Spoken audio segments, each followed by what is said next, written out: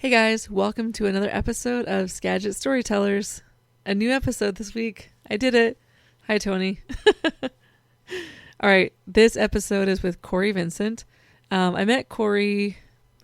You know what? Listen to the episode. You'll hear how I met Cory. We had a really great time. So once in a while in the podcast, you'll hear us referring to someone else in the room, and that's Cory's lovely wife, Stacy. She was hanging out sort of beside and behind him, hanging out with us during the show. And it was fun. Once in a while I'd look over and she'd be giving me like not giving me a thumbs up, but kind of giving a thumbs up to the topic and kind of like a hand up, like nodding like amen while we were talking. So that was really fun. All right. So it's a great episode. We talk about his music. We talk about where he's from. We talk about sports. We talk about a book called The War of Art by Steven Pressfield, and we both recommend it, so check it out. All right. Anyway, his episode's great, but listen up. This week is very important in music. Actually, this month, there's so much going on this month, and a couple of days ago, I was recording with Sunny Brown, and we probably brought this up 3 times, that it's unbelievable how much great music is happening in the Valley. I don't think people realize how lucky we are here. Also, a few days before that, I sat down and did a podcast with Danny Hagan and Luke from Old Timers.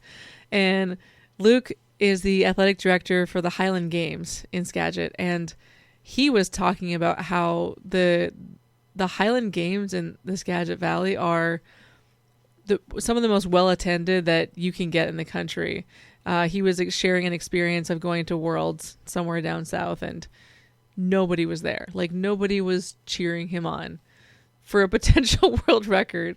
And yet you come to Mount Vernon, to the Highland Games, and you'll see thousands and thousands of people there and cheering people on. So anyway, my point is the Valley is amazing. And if you ever don't know what to do or who to go see, especially live music, just send me a text, shoot me an email or something, and I'll help you out. All right, so now we're down to business. This is important, guys. On Thursday, tomorrow, your favorite troubadour is turning 40. That's right. Zach Michaud is turning 40 tomorrow. Just putting this out there. Check out his merch, his music. Go see a live show. I've seen him live more than any other local musician, and I'll still pick him over everyone. Sorry, guys. I'm an unapologetic super fan. I'm really glad that I also get to call Zach a friend. Be sure to send him a message tomorrow on his Facebook page and support his gift, zachmichaudmusic.com. His next shows, let's see. He's playing Chelan on Friday the 13th, so in a few days. He's playing Wilson Creek on the 14th.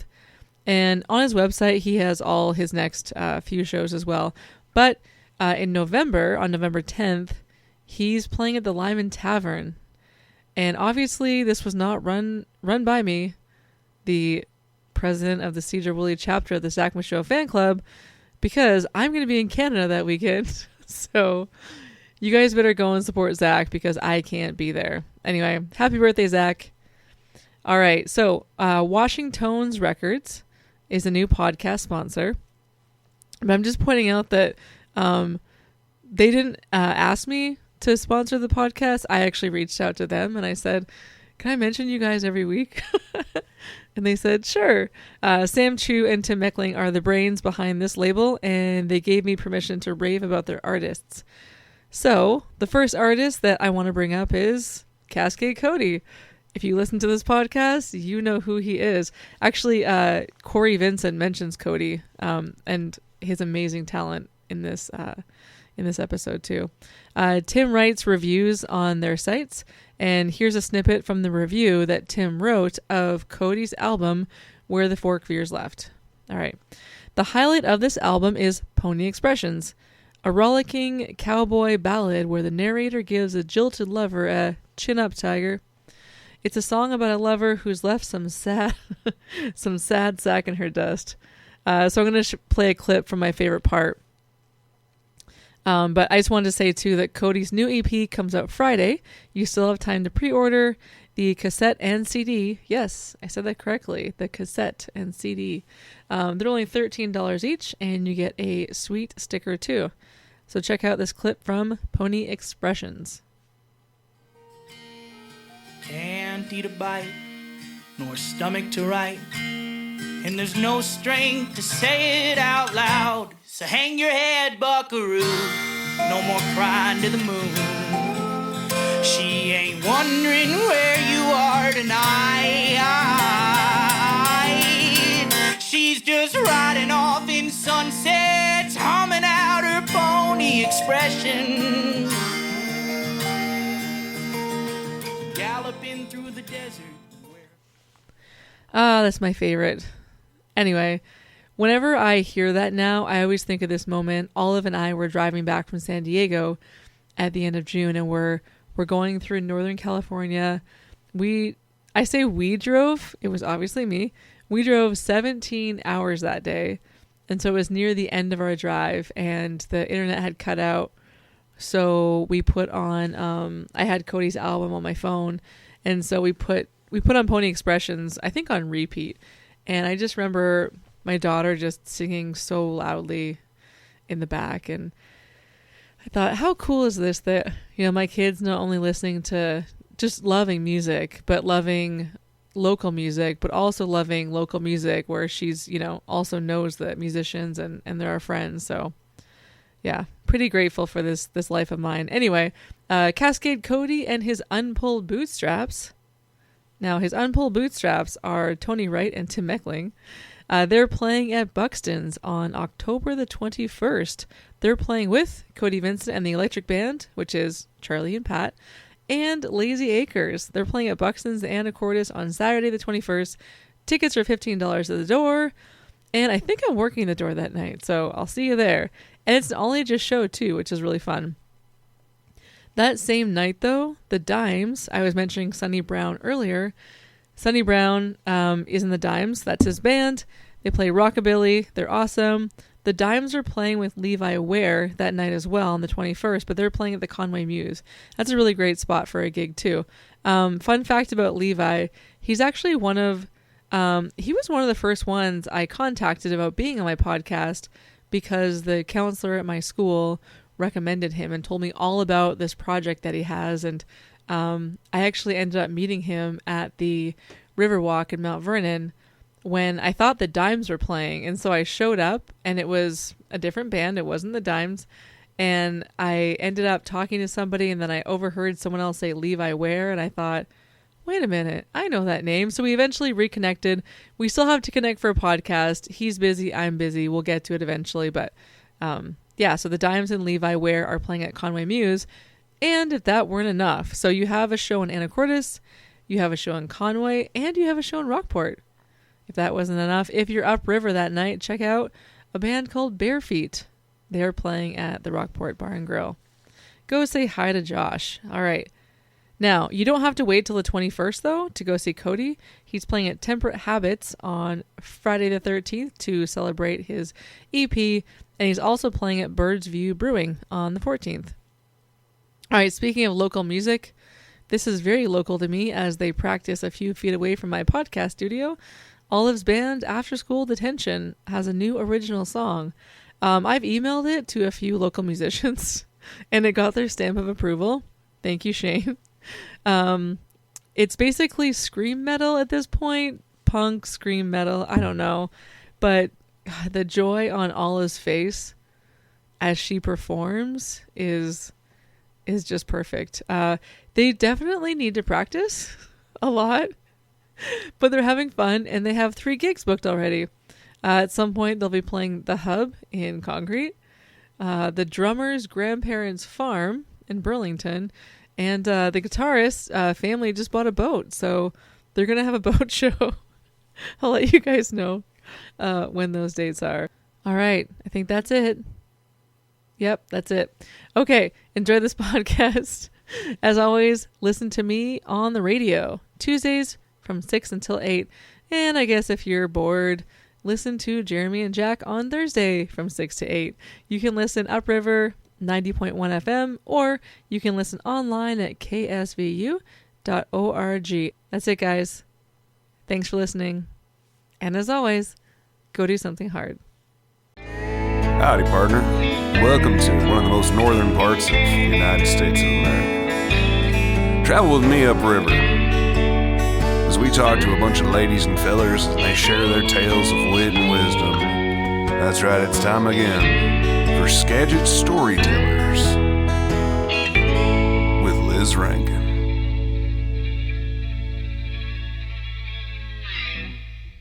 She fed the frog covered in catnip to the chickens.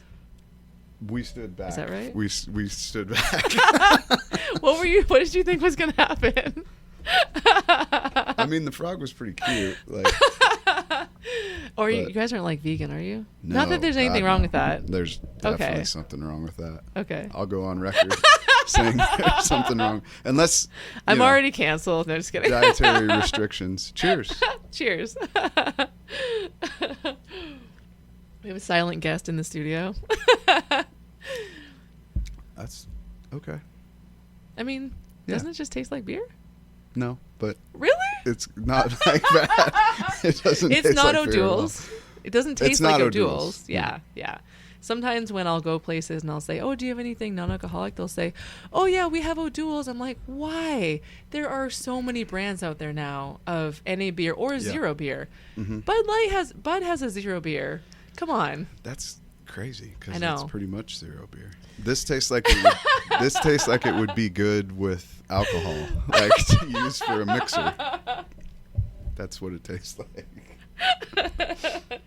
I can get you a real beer if you want. Okay. I'll have one after this. Okay. All right. So I like to start these podcasts out with how we met. Okay. And I'm trying to think back. I think I met you was it Ferndale? At that guy's house. Where were? Oh yeah. What was it called? Greenstock. Yes. No, Grovestock. Grovestock. Yes. Okay, and I was assuming that was a once a year thing, but it's not.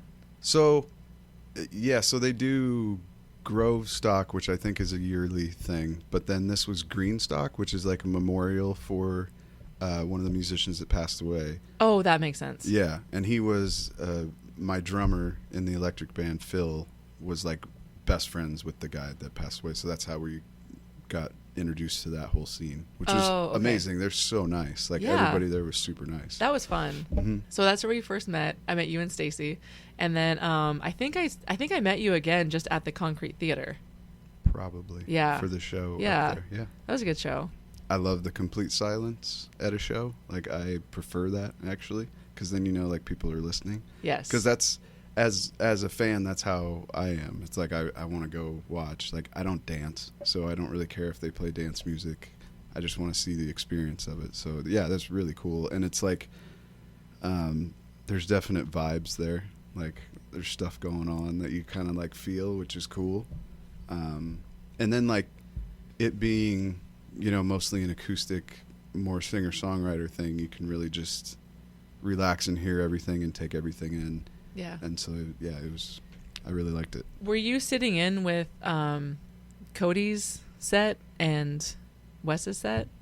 Or did Was I sitting in the... Like, were you sitting in the theater for it? Yeah. Yeah. That was great. That's cool. Cody, so that was the first time that I saw Cody. Oh, really? And it, like Charlie said, he's like, it brought him to tears, and like me, like the hair's standing up, and both Stacey and I are just like, yeah, this is the real deal. Like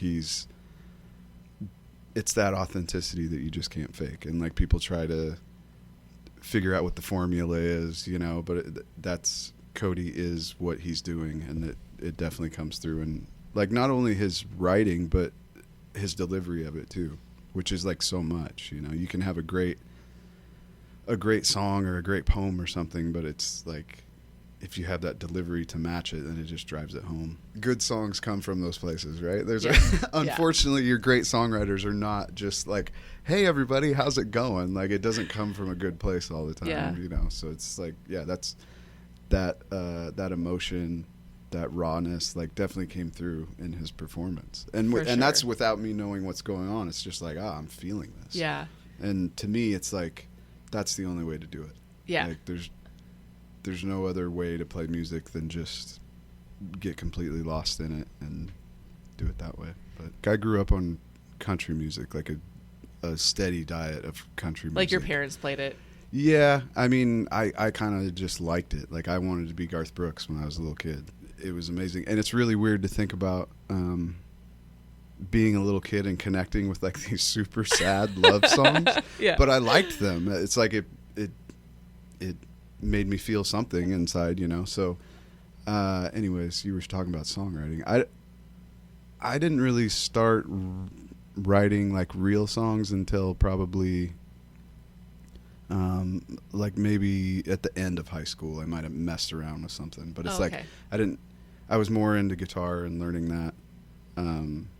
But yeah, I don't know if there was a pivotal moment other than just, it's like, okay, I have these feelings, let's try and get them out on paper. And then realizing, like, hey, this is decent.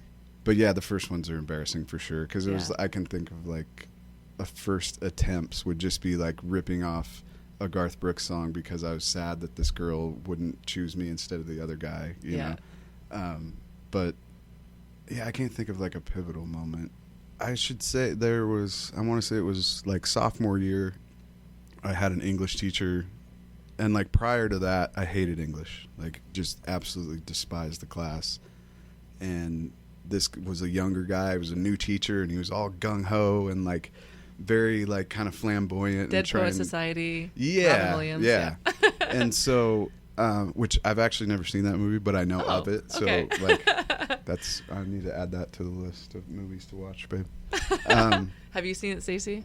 Dead Poet Society? It's the Captain, My Captain, right? So he got you into English. Yeah. So he at the end of every class, we started this thing where it's like, we would just journal. So we'd have, I can't remember how long it was, maybe 20 minutes or something, but it's like, no talking. You need to write in this journal. And you would give it to him at the end, and you could write on top of it, hey, don't read this. But he just wanted you to write. Yeah. So the only way you're going to fail is if you don't write anything. So, like, I would have a crappy blues song that I wrote down, and I would say, don't read. But then one time I did, and, like, he gave me feedback, and he was like, this is great. I want to see more. And so I was like, oh. Like, wow. that gave me, like, it's like, okay, I can do this. Like, this is cool. So that's neat. Yeah. It's really amazing to think how teachers can just by putting that a few words, like, good job, I want to hear more, you know, what that can do to you. That is true. You kind of, like, you want that feedback. What was the one thing that, like, I met this kid a couple of years ago, and he's like, you were the best track coach. And I go, why? What did I do? Because you gave us candy. And I was like, that's the thing, is sometimes the feedback you get's like, you know, play a whole show of originals, and then somebody's like, man, that cover you did just really floored me. It's like, sweet, man. We were you want to buy my album? No, I'm good, man. Is that cover on it? And I guess I had never really paid attention that much before to people's reactions to covers, but he was playing a bunch of his great originals. And then he played If I Had $1 Million by the Barenaked Ladies because I requested it. And the crowd went wild. Have you had moments like that? Oh, 100%. I've had moments like that with Jack. Like, we've done... Oh, you guys have played together? Yeah, we did, like, a run of duo shows, like, right before the pandemic. Oh. And we even did a couple shows in Spokane. Oh. And it's like, the first show we did was kind of just, like, a barroom shit show. So you're both solo? Yeah. Oh, okay. And, like, I would jam with him on a couple tunes, but it's like we would do our sets and then do some songs together. That's so funny. And, like, the first place we played was very much like barroom. They don't want to hear our acoustic crap. And so just, like, watching Jack work through that, because he's really good at that. Yeah.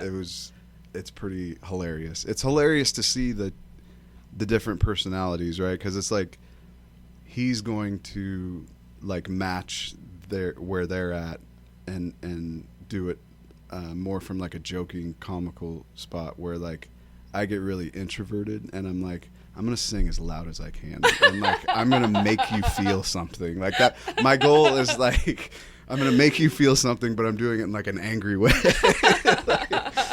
But yeah. That's awesome. You know who is really good at that, like Jack, is Zach Michaud. Yeah, for sure. That's a special talent. Yeah. I don't have that. Is crowd work not like... No, is that not why at you all. went from solo to a loud band where you didn't have to talk so much? I mean, maybe. I don't know. No, like the solo...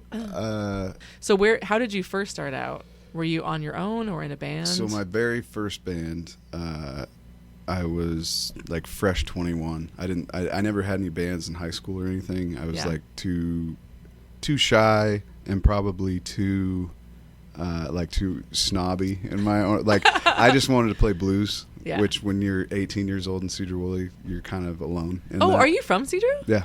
I didn't know that. I did. I grew up here. And you went to Cedar Woolley High School, obviously. Yep. Yeah. Cascade Middle School. Football star? No, I played star? basketball and tennis. Really? Yeah.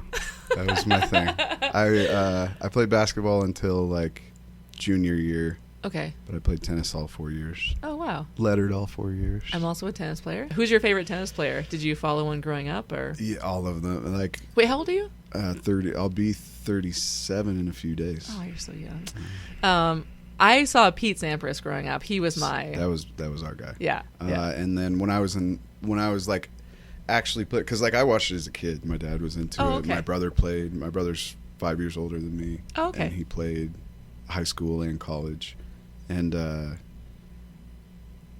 I was like right in high school at the time that Andy Roddick won the U.S. Open. So it was like, that guy is who I want to be. Like he just hits hard serves. So I'm like, I'm down. Me too. I can do that. Double fault ace. Oh, Double fault yeah, ace. That was my game. That was my game for sure. But yeah, I had like the backwards white Nike hat. Like, yeah. Oh, that yeah. was my guy. Yeah. But him and Sampras, because the big serves. That was... Yeah. I like those guys. I like that too. I think that besides talking about music today, I feel like we're going to talk about stuff like that. Okay. Boundaries and Corey's how coming in. to... Let's talk about boundaries. No, just kidding.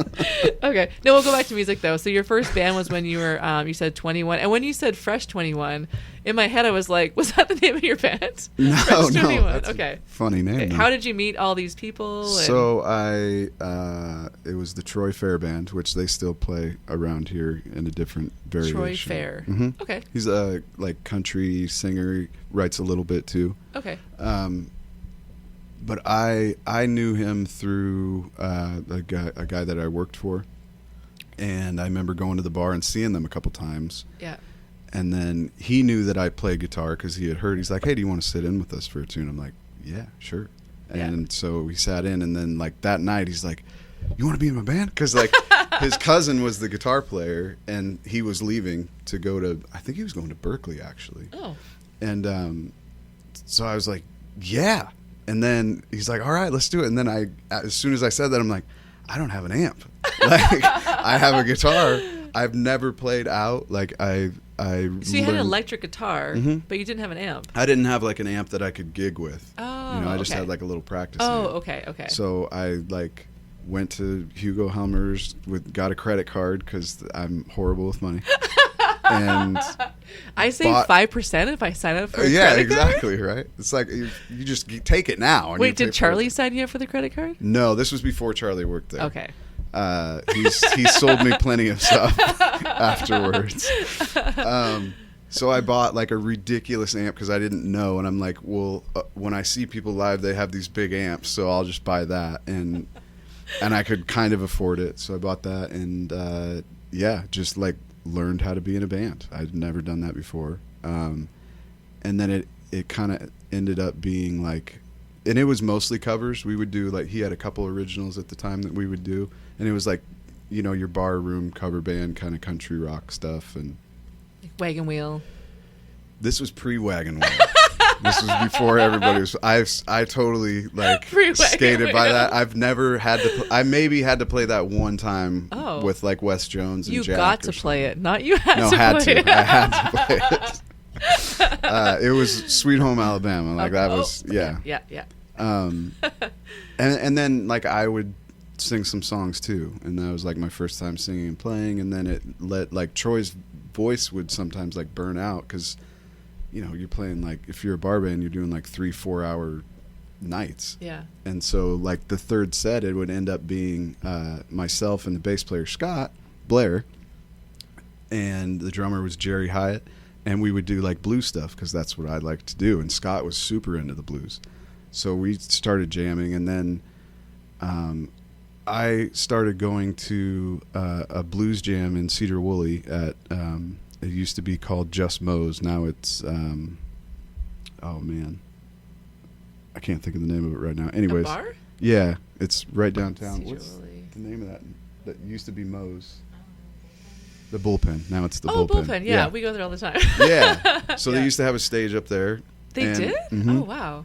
And it was Gary B's Church of the Blues. And my uncle actually told me, he's like, you got to go down there and talk to Gary, tell him who I am, because my uncle was a musician around the area back in the day, and get up there and jam. So I went and introduced myself and got on stage, and I was like, okay, this is what I want to do. Like this is the blues. This is what I'm all about. And I ended up like getting kind of in with the house band. And so I ended up kind of being a part of the house band for the jam. And so that was really where I like cut my teeth as a guitar player, like learned a lot in a short amount of time. And then like, so around that time, it's like I kind of quit playing with the Troy Fair band, and Scott, the bass player, we still kept in touch and talked about blues and stuff. And then at the jam, I met Terry Sherman, who is like monster drummer in the area. It's like everybody around was like, oh my God, Terry's here for the jam. You know, it was this big deal.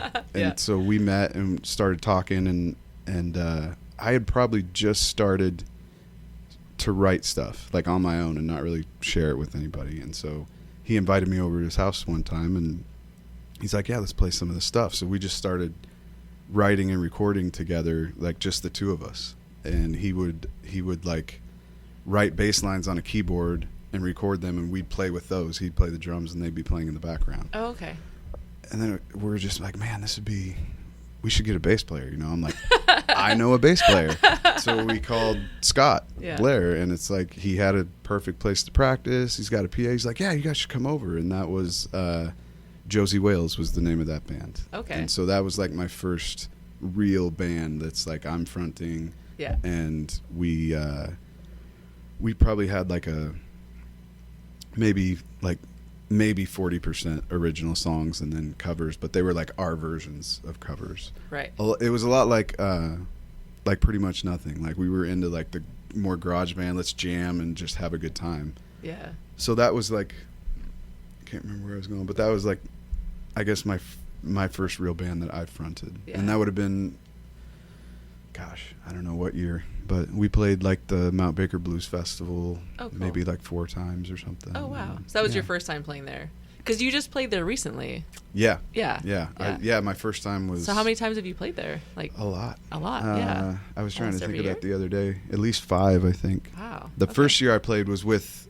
so Gary B's Church of the Blues. The house band got booked for a slot there. So it was kind of like everybody got up and we kind of a revolving door of the regular musicians that were at the jam. So that was the very first time I got on stage, and then that's how I met the promoter. Okay. And he was like, hey, I heard you got a band. You want to play next year? I was like, yeah, we want to play. And that was awesome. That was the first time on a big stage. And that was like the bug. It's like, okay, this is what I want to do. Yeah. I don't want to play in bars. Like I want to be on a stage. I want a sound guy. Like that's awesome. Yeah. When I had Dane Norman on, I just released his episode this week, but he was saying how when he was watching like old like Elvis concert footage, and just not even just like Elvis playing, but the crowd's reaction. I was just listening to this today. Oh, were you? As I was driving around. Yeah. He was like, that was like, he was like 4 and he remembers that moment. And I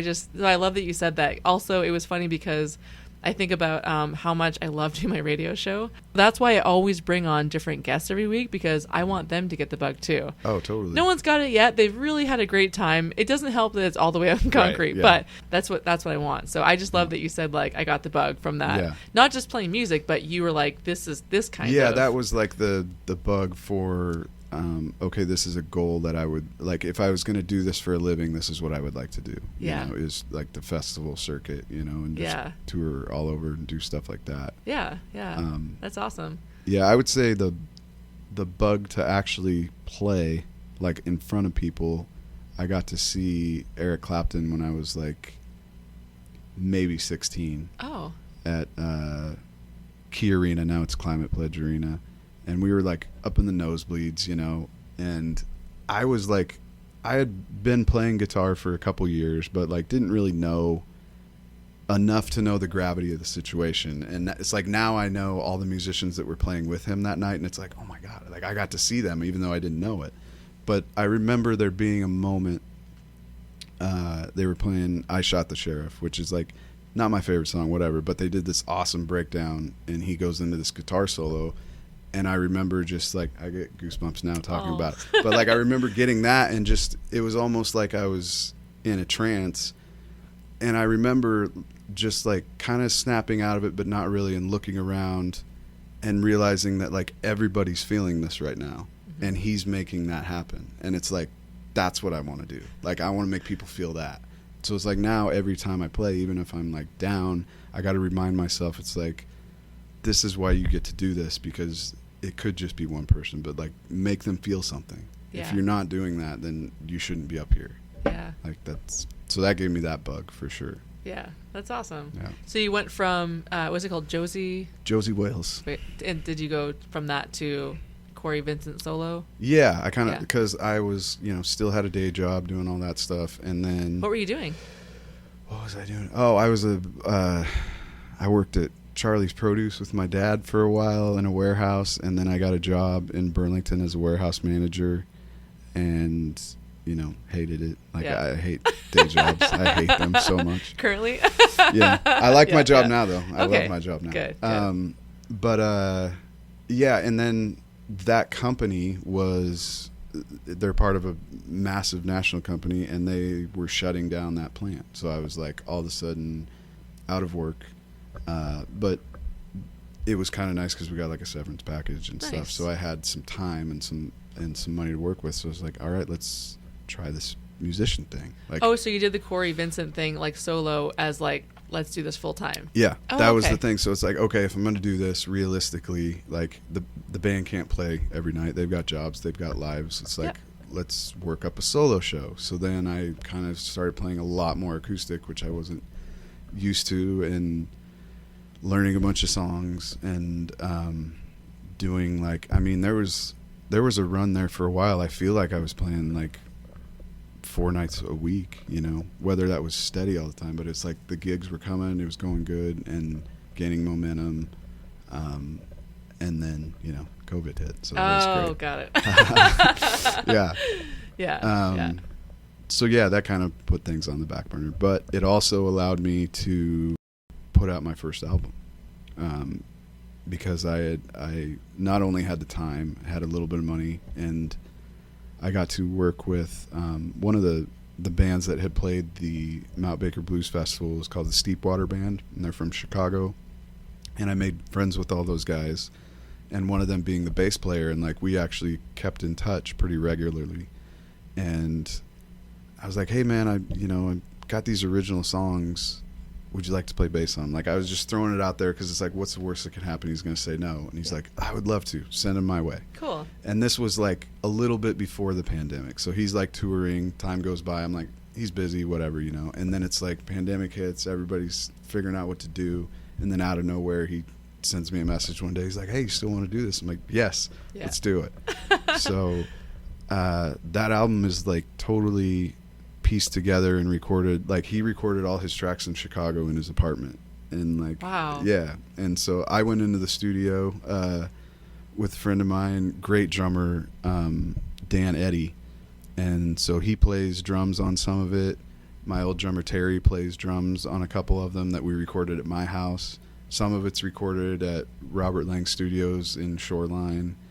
And so yeah, it was just kind of this cool conglomeration that otherwise like probably wouldn't have happened if it weren't for that downtime, you know, where these touring musicians actually have some time to do something. Yeah. So definitely pros and cons to, you know, the pandemic. For sure. COVID. I mean, learning. Yeah. It's I think the cons are like coming to realization now, like Yeah.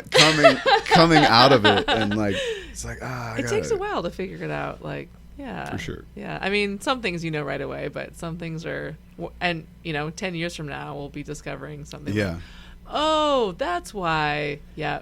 I mean, just the social aspect of it is like we're just starting to see the effects, right? Yeah. I feel like. Yeah. Like, Well, and not to be a downer, but it's No, like that. It's going to it's- be so noticeable, like 10 years from now, 20 years from now, the effects that had. Like, yeah. we're meant to socialize. We're not meant to be separated and isolated for, almost 2 years if you lived in Washington. My wife's a hairdresser. She touches people's heads every day for a living, so they tell her things. Like, it's like people are desperate for communication, and it's like they don't always know how to reach out, but you can. Man, I experience it all the time, especially when I was doing the acoustic shows and it's just me, so you're a little bit more approachable, right? So people come up to you after a show and you're just like, hey man, thanks for watching. They're like, yeah, I really like that song, it reminds me of like this guy just committed suicide, and you're just like, Oh my gosh. can't like, whoa man, like it's just people need somebody to talk to. Yeah. Like, it's sad, but it's good that they're getting it out. Speaking of meeting people, I want to hear about how you met Charlie.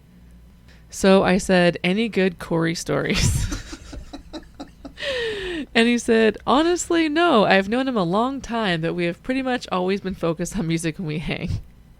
And I said, well, you can talk about why you think he's amazing.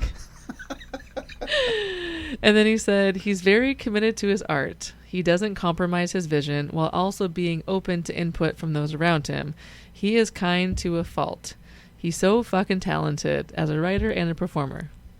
So that was what Charlie said. Charlie. Gonna make me cry. Cry in my beer. So did you meet him at Hugo's? I did. Did you really? And without meeting him the first time, I think he was like 18. And it was before he was working there. And I walked in one day and here's this long-haired kid that's like shredding on this beautiful Soldano amp, which at the time it's like that wasn't a common thing to see in the Valley. And so I'm like, wow, this awesome amp. And here's somebody playing it like it should be played. And I remember just like being blown away at how good he was. Because it's like there's people that can like be technically really good, but they don't have the soul into it that matches, Yeah. And it's like he has both those. Like his musical knowledge is incredible, his technical skill is great, but then he also like puts soul into it, which that's what I care about the most. So if you have both those, it's incredible. Yeah. So yeah, that was the first time I saw him, and then yeah, when he got older, he started working there, so we just kind of started talking to each other because it's two guitar players, So, Yeah. But yeah, it's funny because I was literally thinking about this today in preparation for this because I've been freaking out about it. No.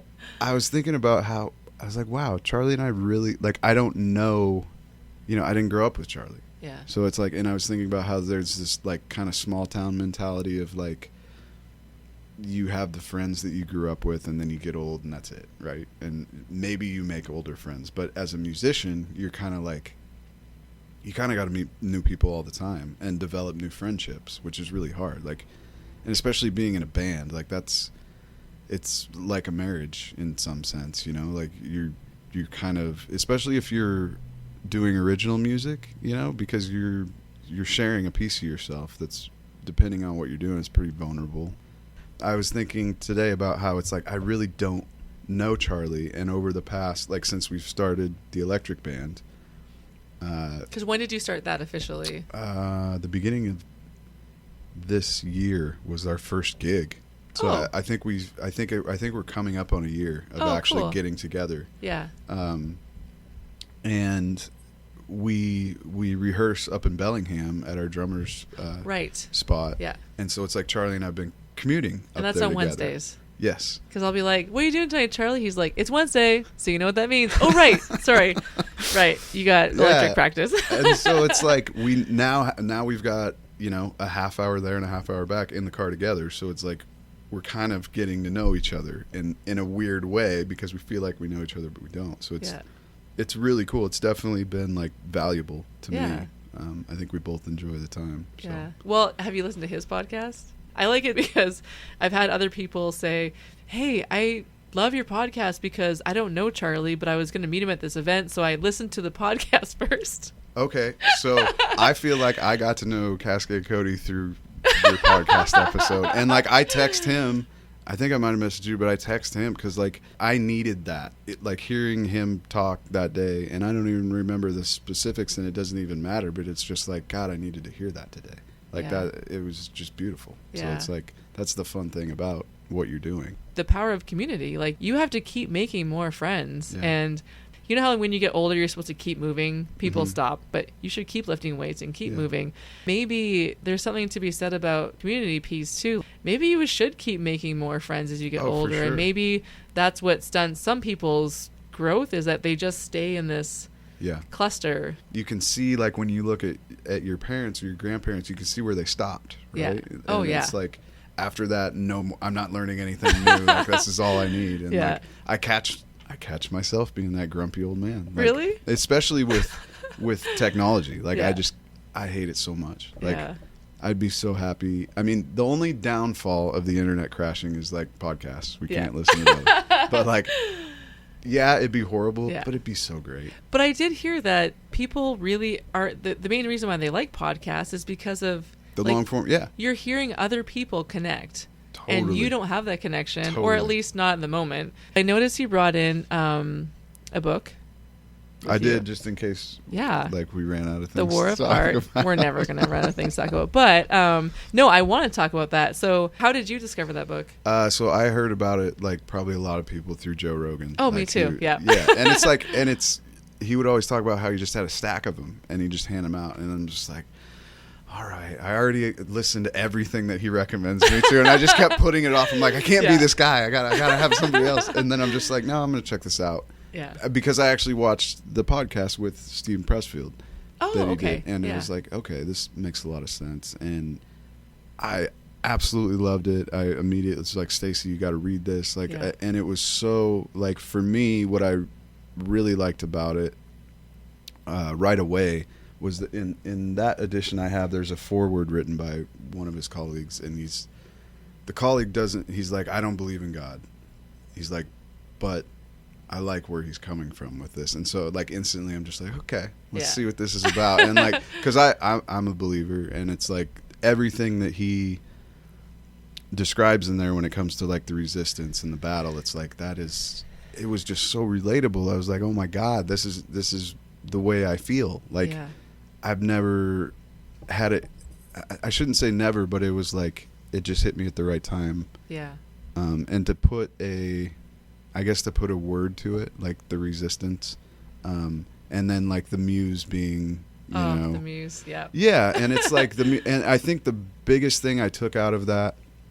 So, when I first started playing guitar, my grandparents on both sides were pretty religious, like a little more old school, and it was like, you know, everything you did, it's always like, well, you got to give it to God. You got to give it to God. And when you're a kid, you're like, I took that as like, you got to play church music, like you got to do, and I'm just like, I don't want to play that. It's not good. Like Stevie Ray Vaughan is so much better than whatever you're trying to push me right now. Have you heard them? Yeah, like, are you listening? Are you hearing it? But like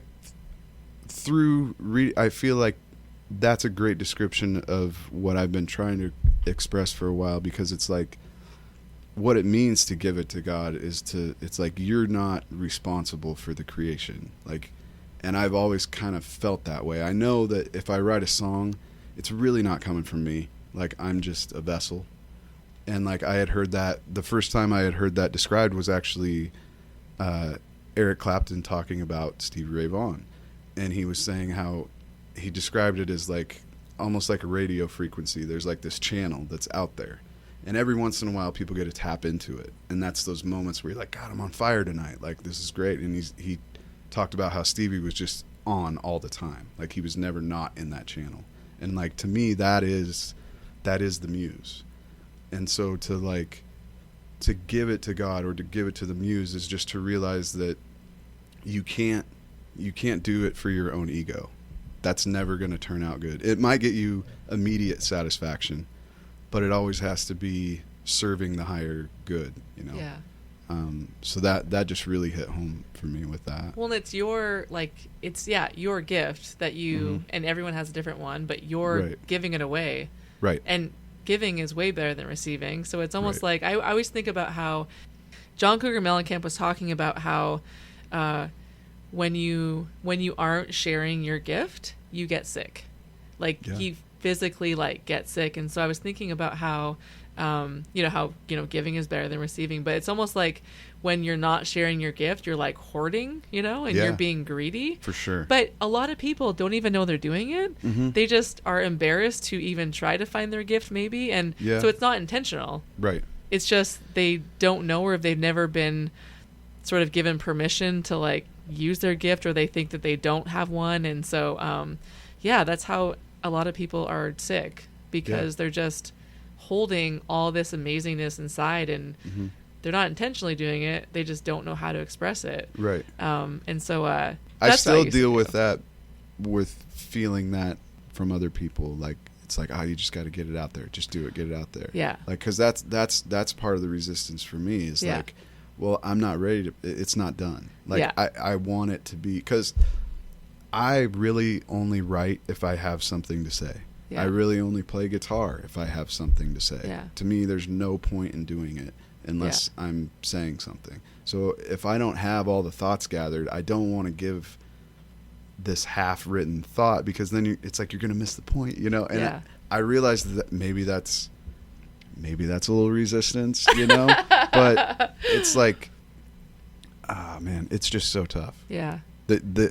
The ego is the resistance. Yeah. Like, for at least for me, that's the biggest thing. Oh, I think that's for a lot of people. Yeah. Yeah. Yeah, it's super similar in why I feel so good about, like, what's going on with the electric band now, is because there's that alchemy that is so good for me where I'm at right now, because those guys are just gung ho to get stuff out. And it's like, if I'm holding back a little bit, they're reassuring me. It's like, no, let's put this out. You know? And it's really just inspired me to get back, because it's like, the thing with releasing music for me is I grew up loving good sounding music. Like, I like vinyl. I got turned on to vinyl when I was in high school, and this is like, God, this sounds so good. I like sitting, like, putting the speakers in between my heads and just getting lost in the music. So it's like, I want to recreate that.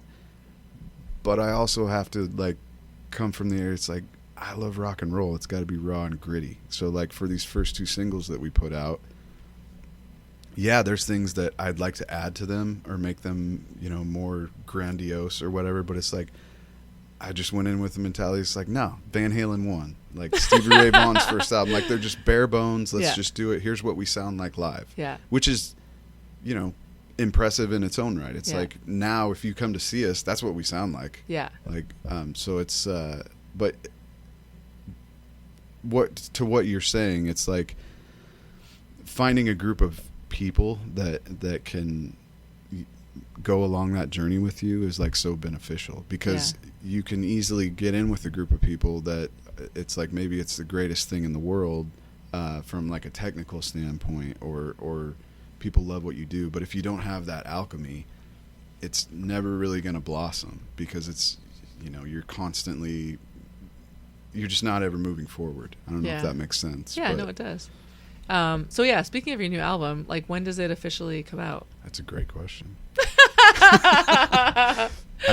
So, like, I mean, I have an album's worth of new material. Oh, so you haven't recorded it all yet? No. Okay. So the idea that we had was to go into 4 or 5 local studios and just cut, like, with the goal of cutting, like, 2 songs at each one of them and then releasing them individually. So it would be like, this first one was live at Royal Purple Recordings, so then it's giving some publicity to the recording studio. Oh, okay. Plus it's like they do the mix, so that it's, which is hard for me to relinquish not wanting to, but it's like, let's hear their interpretation of it, and but it's a group effort, obviously. Yeah. But so you know where you're going for all of them. We've got like stuff lined up, but then Okay. you know, as you get going into that, we're like, why don't we have this stuff? Why don't we just do it ourselves? Oh, okay. You know, so it's like there's those options, and Yeah. it's, you know, I'm trying not to be the like, well, we're gonna put out an album. Like, we are gonna put out an album. Yeah. It's just like I said, I love albums. I don't like, singles are great, and I know that everybody thinks that's the thing, but it's like there is no thing anymore. Like there's no right or wrong, and it's like there's certain things that if I don't put them out the right way, I feel like I'm always going to be regretting that I didn't, because I know that from past experiences. So it's like I have this idea of an album that I want to put out, because I feel like these songs were written at a certain time. They all came out of me at a certain time, so they should be a collection of this point in my life. That's going to change in the next group. Like, it's going to sound very different. So I want to make sure that it's packaged the right way, I guess. You know? Yeah. Cool. And so you've released 2 singles so far. Yes. Yeah. Got it. Okay. Yep. Yeah. And no plan yet for the third. No plan yet, but I think it'll be very soon. Definitely, like before the first of the year. I think we'll have more than. And you guys enough. just played a festival in Oak Harbor? Yeah, we played the Oak Harbor Music Festival. Right. Which Okay. is a fabulous event. Is it? Oh, it's amazing, and it's free. Awesome. Like, There's lots of dogs there. There's lots of dogs there. Yeah, Clay sent a couple pictures, and I was like, "That's a lot of dogs." There's a lot of dogs. There's dogs everywhere now. I'm gonna not say that live on the air. How I feel about dogs everywhere. I'll take that out. When's your guys' next show? So we are playing out on Orcas Island, September 30th. Oh, yeah, because I asked Charlie to come to Bigfoot Fest, and he's like, "Oh, I can't." I'm like, "Why not?" Anyway, yeah, that's gonna be fun. Cool. Awesome. Playing a show with Brittany Collins Band. Oh, cool. And then we just today kind of finalized the details. We're doing a show at Buxton's in Anacortes with Lazy Acres, and Cascade Cody's going to open up. No way. Yeah. When's that? October 21st. So I will need to probably get up to your radio station and start plugging that, because we definitely want to pack that place out. Someone just told me about something happening on that day, and I was like, "Yeah, I'm free." But I'm like, "No, I'm going to cancel." What was it? Well, you can't remember. It's not that important. Oh man, it was something at school. Yeah, Uh-oh. but that's a weekend. Yeah, it's a Saturday night. Oh yeah. Tickets are $15. The show starts at 7. Where's the flyer from Clay? Why isn't it yet? We just agreed on all this today. I love that. Yeah. Your parents are from this area. My mom. Raised. Yeah, my mom would like. Let's see. They lived in Clear Lake, and then they lived at the very end of Minkler Road. Oh, really? That last piece of property, now it's like all swampland. That was another place that my grandparents lived. Oh, wow. And then my dad was born in, I think he was born in Mount Vernon too. They lived in Everett for a little while, but he went to high school in Mount Vernon. Yeah. Yeah. How'd your parents meet? There was a restaurant in the valley called What's Your Beef? No, there wasn't. Yes, it was a steakhouse, like it's from what I gather, and it's funny because everybody their generation knows What's Your Beef. Like, what's your beef? Oh, what's your beef? I believe it was, if I remember correctly, it was on Riverside in Mount Vernon, kind of by the tracks there. Oh, okay. That's so funny. Yeah. So they met there. They met there. I think he was a cook, bartender, and she was a waitress. You know. Oh, classic love story. Classic Valley love story. Wait, how did you guys meet? She cut my hair. She actually cut my mom's hair for a while. Much as I don't want to give my mom credit for and she's like, introducing us. "Sweetie, you need to get your hair cut by this girl. She's awesome." Yep. I actually did. I saw a picture of her. I was like, all right. Aw. And yeah. That's cute. I think it was definitely, like, love at first sight's very cliche, but it was definitely like I was like, this person gets me. Yeah, I want to talk about something more real. I agree with that. She's really good at that. She's really good at the conversational. Teasing out the... for sure. Yeah. I enjoy this. Yeah. Like, one-on-one. I do not do well in, like, group situations. Yeah. That's what alcohol's for sure. But I also but I also really like the whole social media sharing thing, because that's a stepping stone. Oh, hey, I saw you posted about this. Tell me more. I had no idea that you did this, so Yeah. pros and cons. I struggle so much. I hate it so much. I really do. Yeah, that's okay. It's just not your thing. That's all right. Yeah. That's a good way to No keep worries. it. Lost on Me. That's the name of this one. Lost on Me. Okay.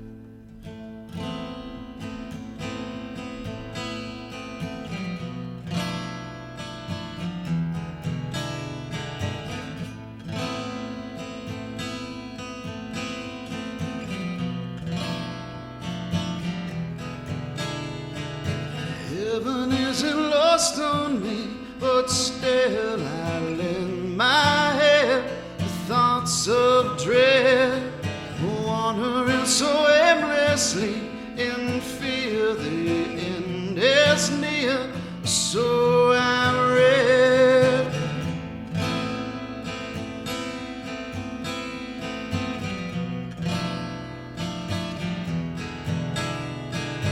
Can I ever see it clear, or am I blinded by the things held dear?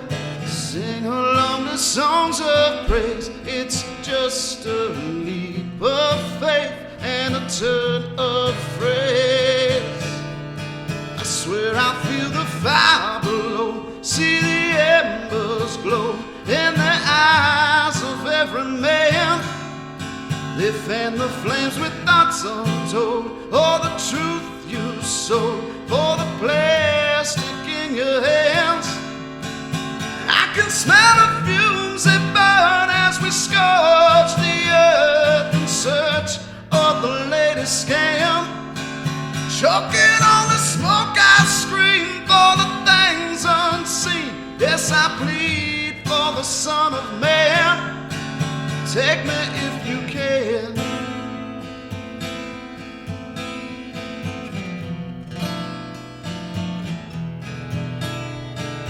Heaven isn't lost on me, it's just that lust and greed disguised as needs. Empty hearts will never fill until the love we kill brings us to our knees. I swear I feel the fire below, see the embers glow in the eyes of every man. They fan the flames with thoughts untold, or the truth you sold for the plastic in your hand. I can smell the fumes that burn as we scorch the earth in search of the latest scam. Choking on the smoke, I scream for the things unseen. Yes, I plead for the Son of Man. Take me if you can.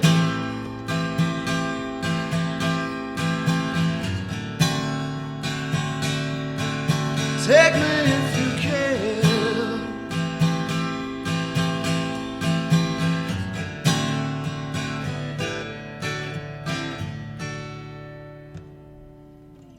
When you were younger, maybe your grandparents were playing, was it you're saying they were playing music that was religious, or? Yeah, it's like you know you got to give it to God. Right. They're Tar Heels, so it's like, gotta give it to God. Were there some religious undertones there? Always. So okay. my whole goal in Okay. life is to like sneak in as many Jesus loves you into all my songs, but do it in a Got badass way, so Yeah. people like. That would be the ultimate dream, is all these rockers just rocking out and singing along to songs, and then them Yes. realizing like, crap, he got me. That's what I was wondering Yeah. about that. Yeah. Yeah, it's definitely in there. And like that song specifically, that's kind of the stuff I like to write about, because I feel like there's not a lot like with like Christian music or any kind of worship music. It's always kind of like a praise to God, which is what it's supposed to be. Yeah. But there's just not enough, in my opinion, of like what it's like to actually be a Christian and walk it out every day. And it's Yeah. like, guess what? We still think about suicide. Like, even though I believe in God, that doesn't mean that it's just all roses, you know, and so Yeah. it's like I like to kind of paint that picture, and that's definitely what that song's about, for sure. When Like, you said the plastic in your hand, do you talking about your phone? yeah, for sure. Or maybe credit the card? phone. I mean, more Yeah. so like the phone. Yeah. Yeah. Yeah. Yeah. And I mean, the first line, it's funny because you write these, but then you don't. It's like they're done. I don't think about it. But Yeah. you know, heaven isn't lost on me. I don't know if that's the first line, but heaven isn't lost on me. It's just that lust and greed disguises needs. It's like that's the way I feel. And I feel like that's pretty relatable to everybody. It's like you think you need all these things, and but that's the struggle, right? It's like that was the whole idea of that song. It's like I believe in heaven. I want to go to heaven. I want to be good, but at the same time, I'm a human being. Yeah. You know, I'm not Jesus. I'm trying to be, but it's like he's the only one that's perfect. So Yeah. but there's that. Like I've started trying to exercise again, and just honestly mainly for the mental health aspect of it. Yeah. Like it's like, okay, I'm feeling crappy, I'm feeling down, I'm feeling anxious. Let's go get on the elliptical, and like literally it's a half hour, that's it. And like just sweating, just immediately I'm like, oh, that's not so bad. Like everything's fine. The world's still spinning. Like, Yeah. that's the line that's gonna be in a new song. I've had it written down in a notebook forever. The world's still spinning whether or not you're in it. Do you ever have those moments where like something really terrible happens in your life, like someone close to you passes away, and then you go to the grocery store or you go to get gas and the sun's shining and everyone's just going about their day, and you're like, why are you so happy? Yeah. Don't you know like what's, and it's so amazing to think like how that's happening to everybody All the at time. different moments. Yeah. And so we don't have to talk about it if you don't want to, but you had just posted like a memory of the tattoo on your arm. I just saw it and I thought about it. Yeah. I was just going to ask if you could share. Yeah, no. So who don't is worry. that for? So Mark Gowan, he was the bass player at Gary B's Church of the Blues. Oh. So, and I was like the second guitar player to Jay Charles, who's phenomenal. I learned so much from him. So it's like I got to stand on the side of the stage with Mark. So I really learned a lot about rhythm from being in between him and Gary, the drummer, and like and it's like I never hung out with him. I never had a conversation like this. It was you know, in between sets, you know, we're out in the alley and they're smoking weed, and they're like, I'm taking a little bit because if I take too much, I can't function. But he would just. I remember showing him. It was when I had started writing songs with Terry, and it was like the first one I wrote. And it was very like Stacy turned me on to Stone Temple Pilots and Scott Weiland, and so I was just like, that changed my world. Like, and so it was very like grunge, you know. But I remember being so excited to share it with people, and it's like you never really get the reaction that you want, you know. But I just remember him saying, he's like, this is really good. He's like, keep it up. Don't make it a pipe dream. And it's like that anytime that I start doubting myself, or I start, like we were talking about earlier, like I start hearing myself say like, oh, I'm going to do this. It's like I have that memory. It's like, don't make it a pipe dream. Like, you know, he always told me, he's like, you have it. Do something with it, you know. But he was just one of a kind, like the kindest soul amongst these people that are so broken and like have their own issues. You know, looking back, I know now that it's just like, he was a cranky old dick because he had these issues. And it's like, you know, Mark was always just that calm force that could de-escalate any situation, because musicians are like cats. Like my drummer Terry summed that up. He coined that perfectly. Like when musicians meet each other, it's like cats. Like you're walking around and your tail's up, and like, because of the ego thing, it's disgusting, but it's what we do. Okay. And so cats are suspicious of each other when they they do. Okay. Like when a cat looks at a mirror, he like gets the hawks up, okay. you know, and right. bush out the tail. But like Mark was just he was just a light in where there was any darkness. He was never dark ever.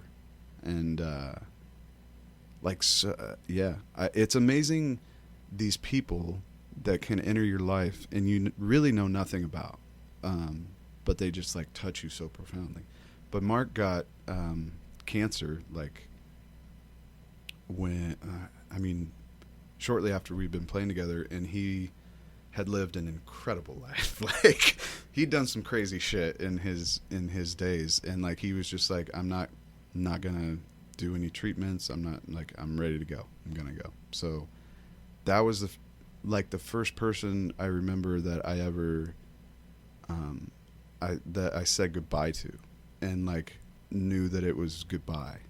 So like he his like last week he had people coming over to his house all the time, which blew my mind, because it's like I don't know that I would be that way. I would hope so, but like he was just welcoming to everybody. And I'll never forget one of the funniest things. So Gary was the drummer, and he was with me. We rode our motorcycles over there, and like Gary was a stubborn asshole, but I loved him dearly, and he's gone now too. And he's just like complaining. And Mark's over here, and he's getting to the point where he's hoarse, he can barely talk. He's just high all the time to fight the pain, and like Gary's just complaining, and Mark just goes, "Shut up." He's like, and everybody stops, and he's like, "I'm fucking dying over here." Everybody, and Gary's just like, "I'm sorry, brother." And I just started laughing, and like Mark just like looked at me and smiled. It was like, that's Mark. Like it was amazing. But yeah, he was a very special person, for sure. And so he had a hula dancer. He was a bass player. And he had a hula dancer on his bass amp. So it's like it would be dancing all the time. So I got the hula dancer, and then that's like his bass, and then his initials on the bottom.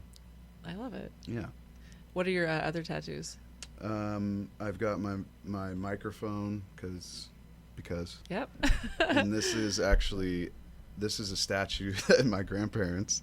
Are you familiar with TBN, the Trinity Broadcasting Network? Nope. It's like Christian television. Like back in the 90s, it was like the ridiculous, the hair preachers, the televangelists. Okay. It was on at my grandparents' house all the time. Oh, okay. So I don't think it reached Canada. Probably not, yeah. But anyways, this is I believe it's Michael. I don't know that it matters, but he's stomping on Satan.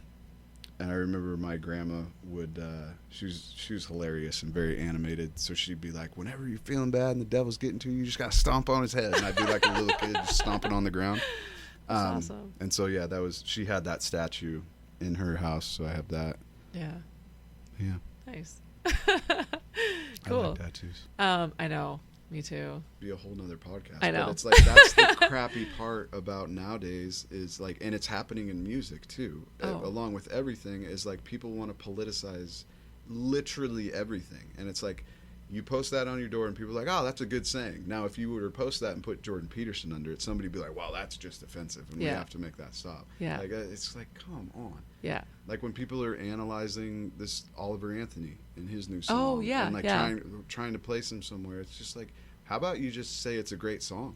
Yeah. Like what happened to that? We were talking the other night about how it's like people used to talk about music. Like just talk about it and how good it is. Mm-hmm. Instead of like, well, did you see what they're posting and what they say? It's like, how about they just wrote a good song? If you want to know more about it, then dig into it, but don't like force that on everybody. Yeah. No, I agree. Yeah. But, yeah. That being said, I'm going to force this on people. Listen up, guys. Yeah. Cory Vincent's new single.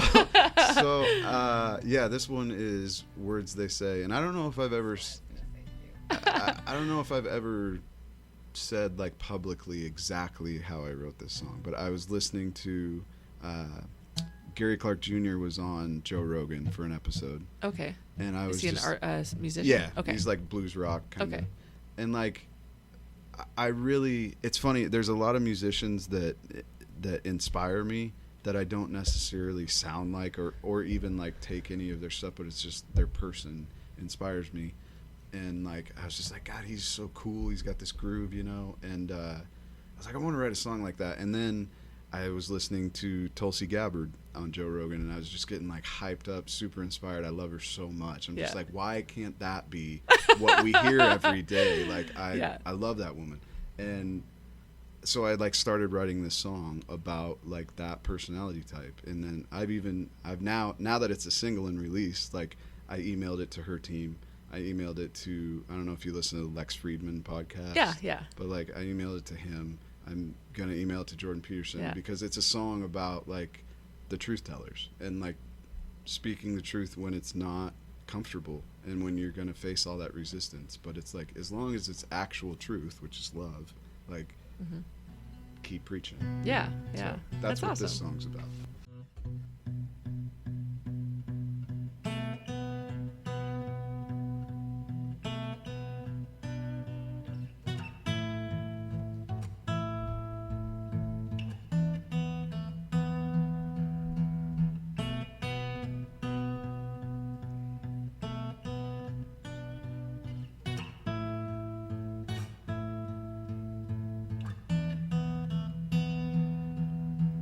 Rolling your way, you're running from mine. I'm here for your fear, bringing sight to their mind. You tremble and shake just from words that I say, and you're standing so proud, the type of lives that you take.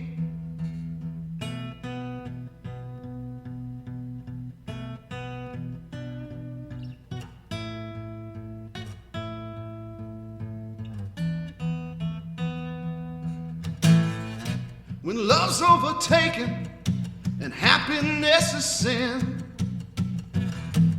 values are swaying and you don't know your friends. Would you seek out the light and shine like the brightest sun? Or would you run for the hills and wait for the judgment come?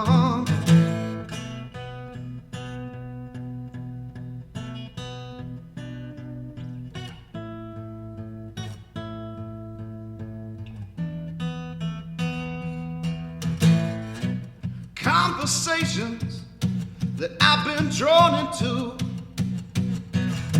fed the lies of someone else's truth. They tell you go for the gold and chase that rainbow, but the promise they're chasing ain't the one I know. Rolling your way, you're running from mine.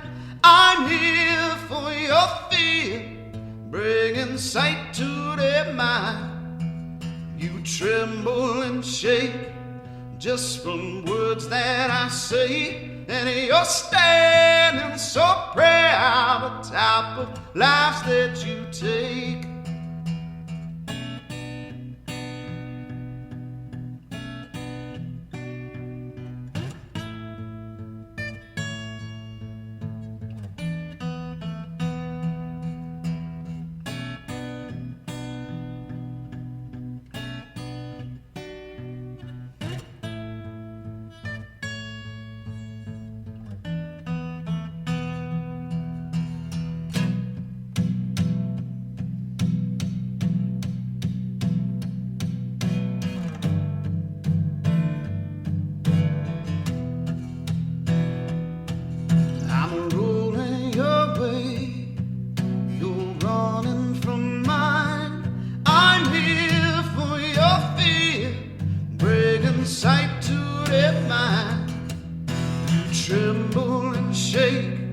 Just from words that I say, and you're standing so proud, the type of lives that you take. I'm rolling your way, you're running from mine. I'm here for your fear, bringing sight to their mind. You tremble and shake just from words that I say, and you're standing so proud, the type of lives that you take. I'm rolling your way. Well, I'm here for your fear. You tremble and shake